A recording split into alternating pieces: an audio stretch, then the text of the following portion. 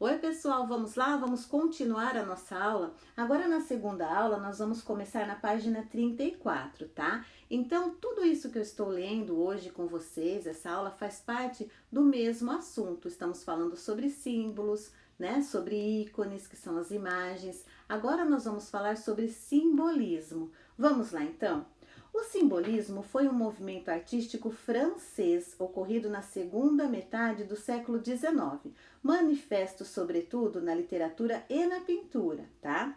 Repleto de símbolos e mitologias, enfatizou a subjetividade da arte e teve representantes em inúmeros países, inclusive aqui no Brasil. A potencialidade simbólica como expressão de sentimentos e demais percepções sensíveis do mundo é o que interessa aos artistas simbolistas. Estes foram os primeiros da modernidade a afirmar que os estados subjetivos da alma e as emoções são tão ou mais importantes para as artes quanto as aparências objetivas do mundo.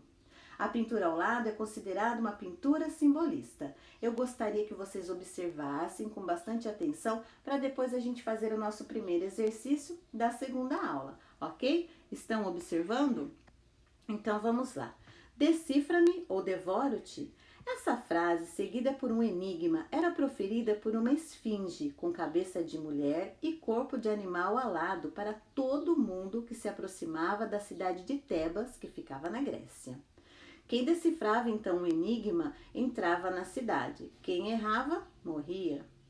Um dia ela disse o seguinte enigma para Édipo: o que é que durante a manhã tem 4 pernas? Ao meio-dia tem 2 e à noite 3. Eis a resposta: é o ser humano, ele disse. Engatinha na infância, anda com 2 pernas quando adulto e de bengala na sua velhice. E não é que ele acertou? Agora, pessoal, é a nossa perguntinha que eu tinha dito um pouquinho antes. Quais são os símbolos dessa história mitológica na pintura de Gustave Moreau? Escreva ao menos 3 e o que significa. Vamos lá que eu vou ajudar vocês. Observe nessa pintura aqui, nós temos logo ali abaixo, bem embaixo, um pé, tá? Essa pessoa, o dono desse pé, morreu, tá, gente? Porque não acertou o enigma da esfinge, tá? Então, esse pé está significando a morte, ok? O céu escuro está significando a tristeza, tá? E essas pedras aqui, elas significam a entrada da cidade de Tebas, ok? Vamos continuar agora na página 35. A gente vai falar um pouquinho desse senhor. Ele é Mallarmé, ou seja, ele foi, tá? Porque ele já faleceu. Então vamos lá. Poesia, palavra de ordem para ele. Símbolo, também. Subjetividade, fundamental. Ele escreveu em várias revistas. O seu nome oficial era Etienne Mallarmé, mas ele ficou conhecido como Stéphane Mallarmé, que ficou popular e assinou um poema simbolista dedicado ao fauno. Isso fez com que surgissem várias caricaturas representando como este ser, metade homem, metade bode, tá? Como vocês podem ver na capa da revista em 1887. Vamos lá, vou ler com vocês um pedacinho, né, um fragmento dessa poesia dele. Olha só como era diferente a poesia mais antiga. Vamos lá então. Flauta maligna, órgão de fugas sem alegria. Vai, flauta, florir no lago e ali me aguarda. Eu, cheio de rumor altivo, já me tarda. Falar de deusas por idólatras pinturas, de suas sombras irei tomar-lhes as cinturas. Assim, quando ao racimo extraio-lhe a substância sorvo e contra a mágoa apuro a minha vigilância, e rindo soergo no ar o já vazio cacho e, na pele de luz assoprando, eu me acho. Entusiasmo capaz de então a tarde toda o olhar. Ok? Bom, feito isso, a gente vai para a próxima página, tá? Ampliação dos saberes. Hoje nós temos várias poesias e nós temos mais uma. O poeta e crítico de arte Charles Baudelaire foi precursor do simbolismo e defendeu que a sinestesia deveria satisfazer vários sentidos humanos ao mesmo tempo, tá? Então, sinestesia refere-se aos sentidos. Por exemplo, Uma palavra pode sugerir uma cor, que pode sugerir um som, que pode sugerir uma forma e assim por diante. Já na pintura, por exemplo, né, simbolista, estão a força, a paixão, a cor, a linha vibrando em formas delicadas e expressivas. E na literatura simbolista, as imagens são descritas em formas sensíveis, com intensa musicalidade, tá? Como a poesia Claro e Escuro, que eu vou ler agora. Vamos lá, mais uma poesia? Bom, claro e escuro, dentro os cristais dos tempos fulgurantes, músicas, pompas, fartos esplendores, luzes radiando em prismas multicores, jarras formosas reluzentes, púrpuras ricas, galas flamejantes, cintilações e cânticos e flores, promiscuamente férvidos odores, mórbidos, quentes, finos, penetrantes, por entre o incenso em límpida cascata dos siderais turíbulos de prata, das sedas raras das mulheres nobres, clara expressão fantástica de aurora, deslumbramentos nos altares, fora uma multidão intermina de pobres. Essa foi a poesia Clara e Escuro, tá? Ainda falando sobre símbolos, nós vamos agora para a página de número 37, onde a gente vai ver as histórias em quadrinhos, tá? As histórias em quadrinhos são exemplos de sinestesia, ou seja, estímulos dos sentidos entre palavras e imagens que expressam diferentes intensidades de fala, sons e movimentos para construir as narrativas. São chamadas também de arte sequencial, ok? Vamos ver alguns elementos que fazem parte da história em quadrinho? Porque a nossa atividade tem a ver com isso, tá? Nós temos ali os balões. O balão da palavra, da narração, do cochicho, da fala, do grito, do pensamento e assim por diante. Em seguida, nós temos as onomatopeias, que são os barulhinhos que tem, né, nas histórias em quadrinhos, como boom, zap, pou, etc. E nós temos o recurso gráfico, que é o quê? O movimento, a ação, ok? Seguindo então, pessoal. Eu lírico é como se chama a voz do narrador que expressa em um poema a subjetividade pretendida pelo poeta. Agora nós vamos ler mais um poema, tá? E perceber o eu lírico. E em seguida nós vamos para o anexo F. O anexo F é a nossa próxima atividade. Vamos então ler o poema? Pessoal, olha só, vocês devem estar falando assim, meu Deus, quanta atividade. Mas nós temos uma semana todinha para fazer isso, ok? Voltando, página 38, Ismalha. Presta bem atenção, tá? Quando Ismalha enlouqueceu, pôs-se na torre a sonhar. Viu então uma lua no céu e viu uma lua no mar. No sonho em que se perdeu, banhou-se toda em luar. Queria subir ao céu e queria descer ao mar. E no desvario seu, na torre pôs-se a cantar. Estava perto do céu, mas estava longe do mar. E como um anjo pendeu as asas para voar.